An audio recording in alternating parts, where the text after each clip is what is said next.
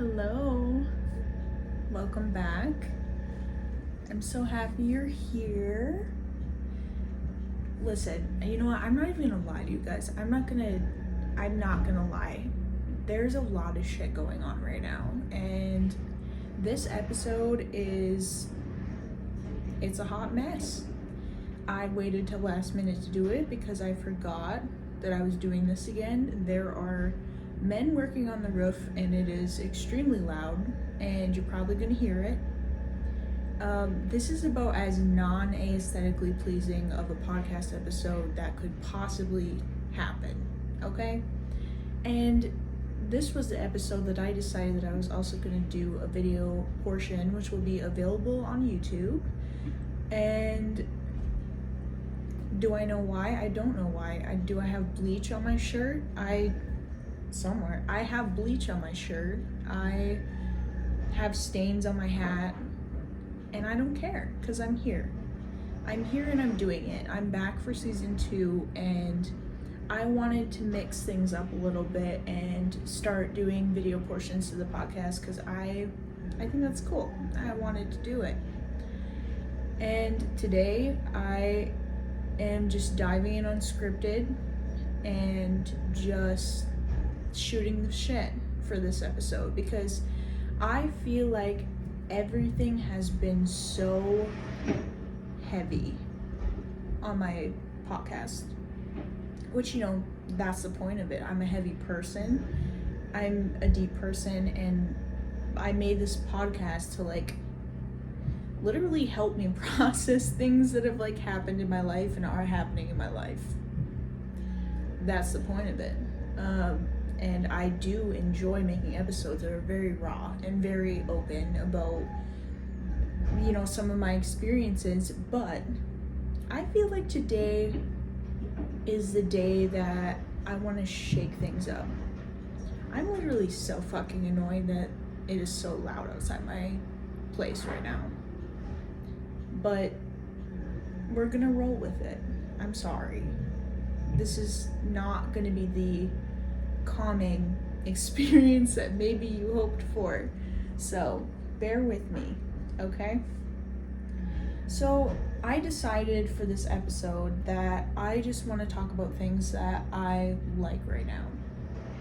Call me selfish. Call me whatever. That's what I want to do. That's what I want to talk about, because I feel like everything is always so deep. And I want to discuss things that are positive and things that are making me happy right now. You know, I am in season 2 of this podcast, and I'm really excited about it, because it's this is gonna sound so lame and so cliche and so hot girl era, whatever, but it is a new era for me. It's a new season for me, and I feel like things are so different. And I was just talking to my best friend about this, and I told her, we were talking about it, and we're if we tried to tell ourselves 1 year ago where we are now, ourselves from the past would look at us and be bitch, what the fuck, you're lying to me. No, not true. 1 year ago, I was in such a my man era. If I would have gone back in time and told old Lena about the fact that oh, by the way, the guy you're dating right now is absolutely wrong for you, and you guys are gonna break up, and you're gonna brave this new city by yourself and just, you know, fucking ball on your own, I would have been no, I'm marrying this man, you don't understand. So yeah, it's crazy, and it's a new season, and it's a good thing. So I'm just gonna stop blabbing about this stuff and get into it, because I want to talk about things that I'm loving right now. I kind of brought it up once, but I'm loving that I'm out of my man era. And you know, the big part of that is, like, I talked about it a little bit, like, in the last episode, that I was very much, like, really into my ex-boyfriend. And if I'm being real with you guys, I've been, like, really into all my ex-boyfriends. Like, every single one of them. At some point in time, I was like, this is it. I'm getting married. We're gonna settle down in a cottage on a nice piece of property, and I am going to be like a traditional housewife or something. You know, in my last relationship too, like I said before, I had kind of the big realization that I'm very career oriented. I am not very traditional in that way. There are things that are, I guess, considered traditional that I enjoy, like cooking or whatever. That's obviously not limited to certain genders or anything like that, but in my case, I guess that could be considered more traditional. But I need a career to be happy. Like, I'm not just cool with just chilling and having a man take care of me and me playing mommy maid for them. And so I'm really out of that, and I want to stay out of it. Even if I enter a new relationship eventually, I don't want to be that level of obsessed anymore. You know? And I think like, the thing we need to realize is that obsession does not mean mutual love and respect. Do I need to say that again for some of y'all? Obsession does not equal love and respect. Okay? It is easy, I would say, to get obsessed with someone. It is easy to be delulu and plan your whole future around somebody. And it is not as easy to find a person for you that will love you and respect you and that you actually align with. And that's what I'm looking for. I don't need the obsessive love anymore, because that did not follow through. Not in my experience. It did not follow through. And a lot of times I feel like my obsession was kind of like an unrequited experience. And like I said, it's not sustainable. So I am loving the fact that I am in my independent bitch era, and I'm loving living alone. I love having my own space. If I want to look like shit, I can look like shit. My schedule is completely my own. I can do whatever I want. The world is in the palm of my hand. I make all the decisions for myself. I don't have to think about, someone else. And it's crazy to me, because I think a lot of people have this idea that, and I've done this before, where like post breakup you like go nuts. Okay, you go crazy and you're like having hookups and you're like going out drinking and you're like having all these experiences. I've lived that chapter. I have lived that chapter already. I am in my I'm in my granny era. I can't speak apparently. I am in my work and school, come home, cook dinner, watch some YouTube, read a book, draw a little bit, listen to some music, dance around my kitchen while I'm making dinner, singing my favorite songs. Like, that is the era that I'm in, and I love it.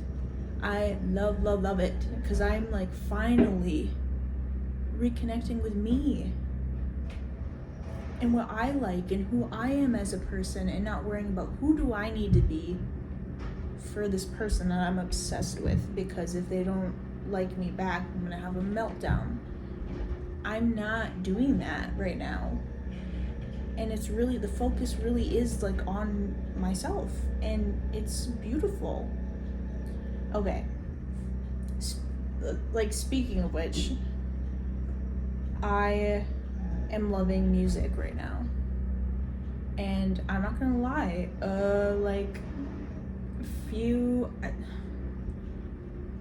it's been kind of off and on and like fluctuating, but okay, this is gonna sound like the stupidest fucking thing you've ever heard. And I don't know if this is like a universal experience, but like, have y'all dated people that make you feel bad about the music you like? Cause like, to me, I'm a musician. Music is art. And there are some, I'm a girl. I'm just a girl. I listen to like some whack ass, like hype up music, songs that you play at the club, whatever. I listen to that kind of stuff, but then I also have this side that is my music taste, and it is like curated.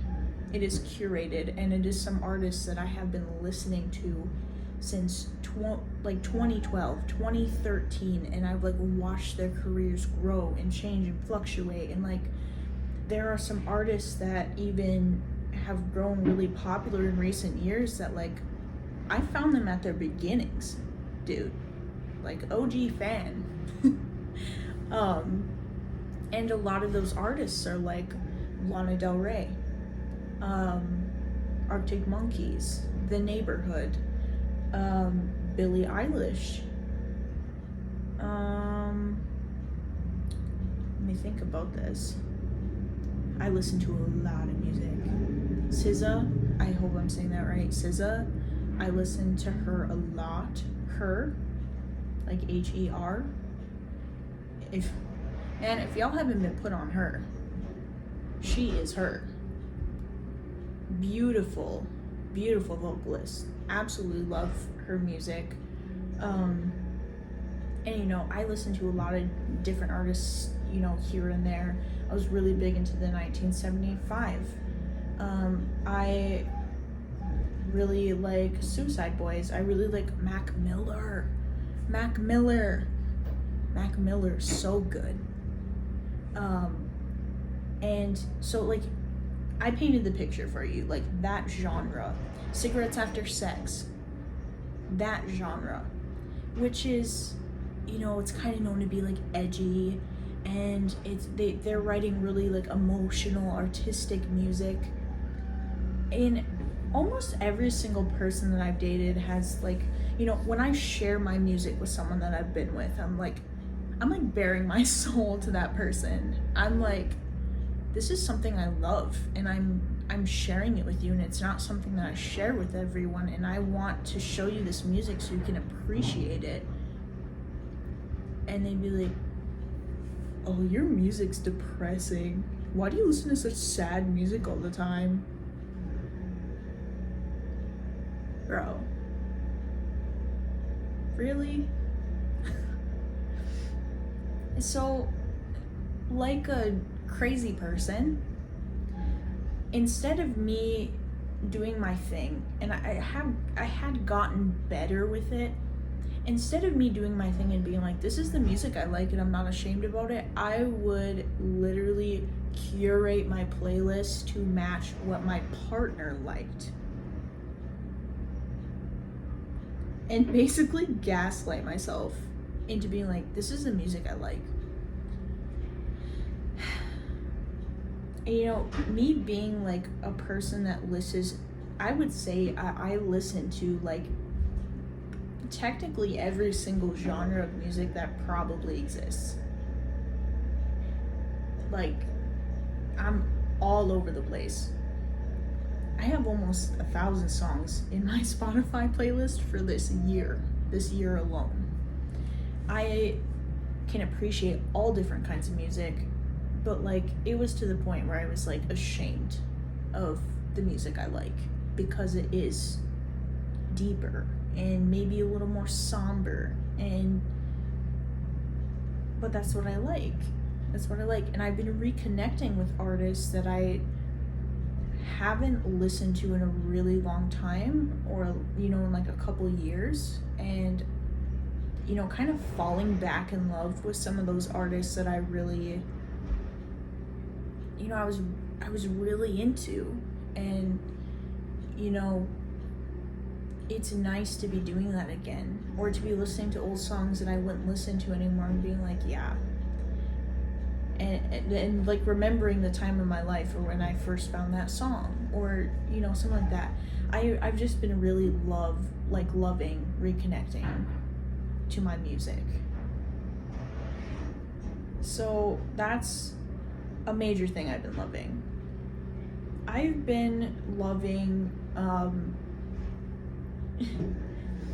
been loving Brittany Broski so much. And I don't know if it's weird to talk about her on this podcast. I don't know if any of y'all have listened to Brittany Broski or, watched her TikTok videos or her YouTube videos. She has a podcast called The Broski Report. She has her, I don't even know, it's a YouTube series that's new, and it's medieval themed, and she interviews influencers and musicians and stuff. She really is quite well-rounded, and she is, oh girl, she is so feral. She is so feral. She is for the girls and the gays and the people who grew up on Wattpad, who grew up a fangirl, who grew up chronically online, like myself. And, there's this movement I feel like that's happening, okay? Hold on, I need to take a sip of my cherry Dr. Pepper. Hold on.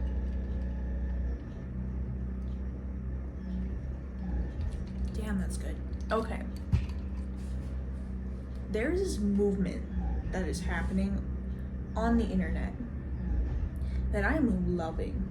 I love it as someone who's chronically online.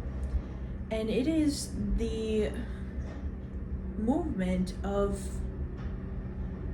I don't even know how to describe it, normal people. And for just my audio listeners, I'm using air quotes right now because, what the fuck is normal?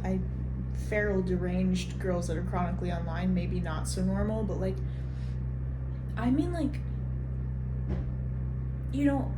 influencing for such a long time and being an internet sensation and being an internet star has always been so deeply rooted in societal beauty standards. Okay? The people who have popped off on the internet for the longest time have, kind of looked a certain way, or have been considered in society to be, beautiful and untouchable. Models, musicians, the Kardashians and Jenners and those kind of people have ruled the internet for so long. And to see people, that actually deserve the attention that they're getting on the internet is something that I'm enjoying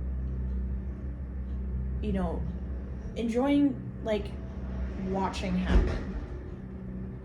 Because in Brittany Broski's case, here is this woman who was literally working as an insurance agent, I think, a 9-to-5, who just happened to blow up on TikTok, I believe. And she's made this whole career out of it. And she's gorgeous. She is so pretty. It's insane. But at the same time, that being said, she does not fit normal societal beauty standards. There is a lot of us that don't. And there's a lot of people who are famous that, altercate their body to fit societal beauty standards. And she is not. She's not doing that kind of stuff. And she has just like created this empire that is the Broski Nation, and she makes so many people feel heard, myself included, with her just being herself. I mean, she's fucking hilarious on top of it, but she also like, she dives into like these deep concepts, and she talks about human rights and, you know, LGBT plus rights and women's rights, and she's just, you know, if there's ever a day that I got the chance to meet her, that would be like the best day of my life, because like, she's someone that you watch and you're like, she deserves to be here. She's so genuine. She deserves to be here. And there's other like YouTubers and TikTokers that I'm finding that I've been watching, and you know, I've been having that feeling about where I'm like, wow, this isn't someone that's like grew up in a rich family and had this kind of career handed to them. They earned it. They did their thing and they earned it. And so I've been loving that. I've been loving finding these, I guess, influencers, for lack of a better term, or YouTubers that are extremely actually relatable and down to earth. And I'm loving that movement right now. I am also loving reading again. Now this is a big one for me, because for the longest time, I like hadn't read a book, okay? And let me break this down for y'all, okay? When I was in elementary school and like middle, even all through high school, I was like an avid reader. When I was in 6th grade, you know, they give you like these like state standardized like tests, and they kind of, to get an idea of like where you're at in your learning and kind of make sure that you're like up to par. Excuse me, I don't know if you guys heard that, but you definitely saw it on camera. Sorry, Dr. Pepper. But as I was saying, like, they would give you these standardized like state tests to see where you're at and like where your school is at, and kind of making sure everything's up to par. And when I took that test in 6th grade, I was reading at a college level. Like, when I tell you, I consumed books. I burned through books because I loved reading so much. And I kind of got into college, and I started drinking and I started partying, and you know, I was obviously going through like a lot of mental health stuff at the time, and I stopped reading. And I had forgotten what it felt like to pick up a book or pick up a series and like be so obsessed with it and like consume it. And it consumes you because you're so obsessed. I forgot what that felt like. And then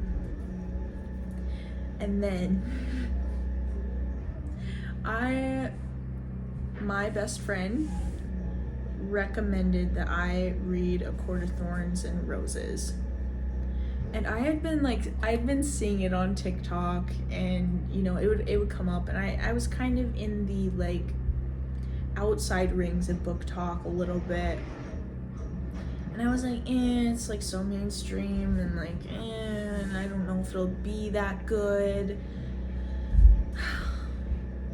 Let me tell you, that series had a chokehold on me so fucking fast. So fast. Talk about consuming a series. I read the entire Court of Thorns and Roses series in like 2 weeks. And it started this whole avalanche for me again. And so now I'm on this like, I'm on the boat with everybody, where I'm in this dark romantasy genre that has emerged. Oh my God, oh my God, I'm obsessed. The way that these women write these men, the way that they write the men, how am I ever supposed to love again? Especially being like freshly 4 months single or 3 months single, something like that. How am I ever supposed to love a man again? How am I supposed to go on a date if he doesn't appear in a cloud of smoke with raven black hair and just freaking, you know, that smirk, you know, that little smirk. I don't want him. I don't want him. If he doesn't look like an evil fey prince, I don't want him. Don't waste my time. No, but seriously, I went through that book so fast, and I was going through this whole and I've been going through this whole identity transformation in my life right now. And I read A Court of Silver Flames, which is the last book that focuses on Nesta's story. And you know, if you're familiar with the series, I don't want to spoil anything if you're not. If you haven't read it, highly recommend it. But this is like unpopular opinion. I loved Nesta's story, and Nesta's story, that last book, it resonated with me the most deeply. And a lot of people, because I'm on Book Talk now, and I'm also a part of multitudes of Facebook like book clubs. People don't like Nesta, and they don't like that book, and I'm just like, man, like, I related to her. And it kind of was such a beautiful thing for me, because as I was reading A Court of Silver Flames, it like slowly dawned on me as I was getting through the book, like, this is me right now. Because a major theme that I feel like, what, you know, that kind of played out in my relationship with my ex-boyfriend was that because of things I've experienced in my life, and I think a lot of people that have dealt with trauma or, you know, deal with mental illness or anything like that, I have a dark side, and everybody does, but I have this kind of somber, like, macabre side to me. And unfortunately, I have learned in this life, between friends, family, relationships, or otherwise, not everyone can understand or accept that side of my identity. And a lot of times in the past, I have tried to hide that. And there's this one scene in the, you know, in the book, spoiler, I may have talked about this on the podcast before, but I have the memory of fucking Dory, and if I repeat stuff, I'm sorry. But there's this scene where Nesta is in like the heart of the house, and if you've read this, you know what I'm talking about. And you know, she kind of is almost afraid of the house because it's its own entity, and she basically blows out all the candles in the room, and she accepts the darkness. And she accepts the darkness within herself. Tears streaming down my face, sobbing, crying, throwing up. I actually sobbed because I was like, this is my problem. You know, you can always, I said I wasn't gonna get deep, but like, here I am. You knew I couldn't avoid it. I don't know. You always, you can always improve to be a better person, but there are darker, deeper parts of yourself that maybe, they aren't causing harm to you and they aren't causing harm to other people, but people might be generally a little put off by it. And it makes you feel shame, and it affects you more than you think it does, because that is you refusing to accept a part of your identity. And I got to the point where I was like, I have to accept all of myself to love myself. I can't keep playing this game where I'm saying I'm gonna love myself. I'm gonna, learn to love myself. I'm gonna be that girl. I'm not that girl. I'm not an it girl. I'm not a clean girl. I'm a feral, deranged sewer rat girl.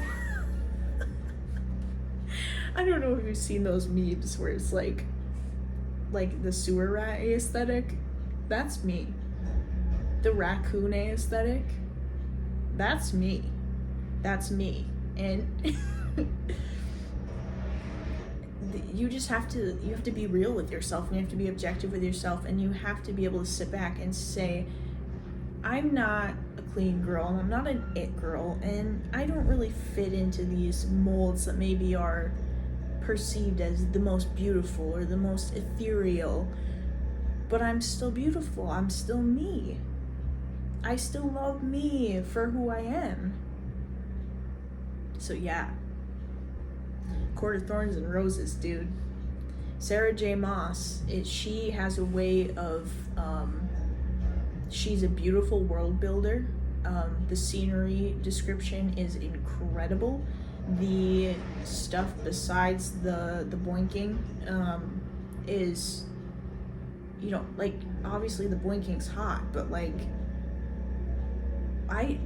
actually reading her book and seeing her world building and seeing the economical side of it, and the wars and the trading and the money and the power struggles, and kind of the innards of how societies and governments work. So brilliantly done.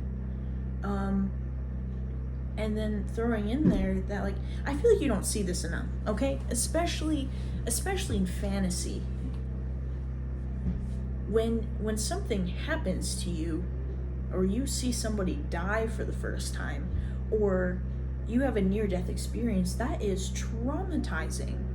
That's the reality of it. It's traumatizing, and it changes you, and it can affect you, and it can cause depression, and it can cause PTSD-like symptoms, or it can cause PTSD.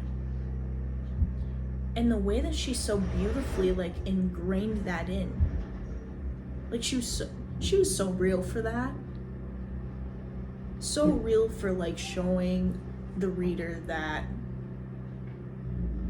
in this world, I don't know, just the way that she ingrained mental health into it and made it realistic was so artfully done, and I respect her so much for that. So I'm loving books, and I'm currently, I got through that whole series, and I honestly would not be surprised if I read it again. I won't be surprised if I read it again. I really wanted to get into the Throne of Glass series, but it was kind of daunting for me. I wasn't really liking the style as much, or I found it a little, I just didn't like it as much. I probably will try it again at some point, but I was like, I gotta shake things up a little bit. So I started reading Haunting Adeline. First of all, I need to say, you whores. Myself included, but you whores. The gun? You know how much I've seen the book Haunting Adeline on Book Talk everywhere? In every single Facebook group, and I'm like, oh, this is another dark fan. The gun. the way I was sitting there with my jaw on the floor, because of all the women that I know that like have read this book and told me, oh, gotta read it. That is one freaky ass book. That is a freaky ass book. And I loved it. I ate that shit up. I ate it up. Ate it and swallowed. I loved it. And I'm outing myself. But you know what? If you've read it, you're just as guilty as I. And if you haven't read it, then no harm, no foul, right? But seriously, oh my god, this whole genre of books is just... I'm obsessed. I'm obsessed. And, you know, I honestly, if it gets to that point, I might have to make something where you guys can give me more of these types of book recommendations. Asking for a friend. I'm asking for a friend. The friend is me. Okay, so we've gone over things. I'm in my independent era, loving that, loving music, loving reading dark romantasy books.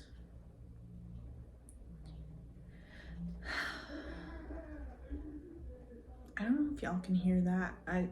Man, I'm so sorry. I'm so sorry. But you know what? Like I said, I never claimed to be perfect. I never claimed to be professional. Oh my god.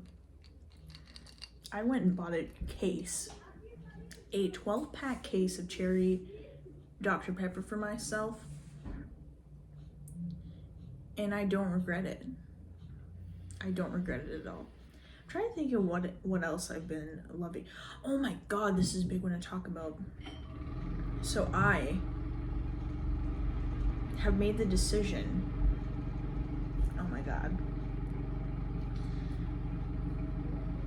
I have made the decision to get sober. And as a 22-year-old, and you know, it can be this way for anyone of any age, this was a daunting idea to me. I have always been a girl that loves to go out, loves to go to clubs, loves to party, but I'm also a girl that has crippling social anxiety and is extremely introverted. So, what did I do? When I went out and when I had to be around large groups of people and I had to mingle with people my age, I got drunk. Because when I got drunk, I stopped giving a fuck about what people thought about me. Oh, this is a weird thing about me. Like I mentioned before, I work in healthcare. I work with typically like a lot of like middle-aged or elderly people. I have no trouble talking to them. You know, maybe it's a little different in a professional setting. I get the worst anxiety in the world being in a room full of people my age. Because it literally, I don't even know what it is. I really can't describe it to you. It's like I just can't talk to them, and I feel like when I'm talking, it's like I'm not talking like a 22-year-old. And they just think I'm weird. Does that make sense? I don't know. And you know, my best friend she's a year younger than me. Like, you know, that's normal. And I have a couple friends who are around my age. And then I have one of my closest friends is 45. All my coworkers are, at least I think 28 plus, and that ranges all the way up to 63. One of my favorite coworkers is 63 years old, and I have the easiest time talking to her. I don't know why that is. But anyway, rounding back, I decided to stop drinking, because this is what happened. I feel kind of scared using the term sober, because I really haven't been sober for that long at this point in time. I have only been sober for not even a week yet, which is not saying that much. But, well, what happened is, you know, I went out with my friend on Halloween weekend, and we went out drinking, and it was fun. But at the same time, like, I loved spending time with my friend. I loved going out having fun. I loved doing that. I loved, dressing up and going out. But I did not love the fact that I got drunk. And the next day, I was really struggling with the fact that I got drunk, and we were supposed to go out again, and I went to sleep at 5 p.m. and I did not wake up until the next afternoon, or no, it wasn't that long, but like the next morning. And it wasn't even because I was like severely hungover or anything. It was like I genuinely didn't want to go out and drink more. And I've really tapered off my drinking like in the past year.